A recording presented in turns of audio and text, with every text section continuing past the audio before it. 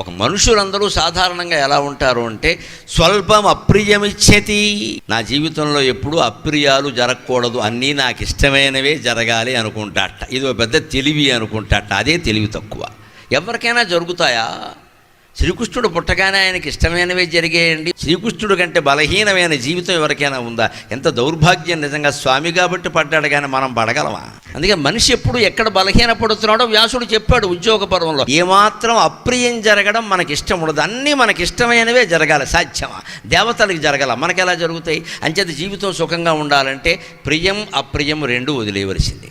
ఏదో జరుగుతుంది, దాన్నే ఇష్టపడదాం, సంబంధం ఏమిటి? ఓ పని చేయి, అప్రియం జరగకుండా ఉండాలంటే యస్య స్వల్పం ప్రియం లోకే, లోకంలో నువ్వు ఇష్టపడడం కూడా తగ్గించుకో, ఇష్టపడడం కూడా తగ్గించుకో. ధ్రువం తస్య అల్పం అప్రియం, అప్పుడు అప్రియం కూడా తగ్గిపోతుంది. నీకు ఇష్టం అనేది లేనప్పుడు ద్వేషించాల్సిన అవసరం ఏముందండి?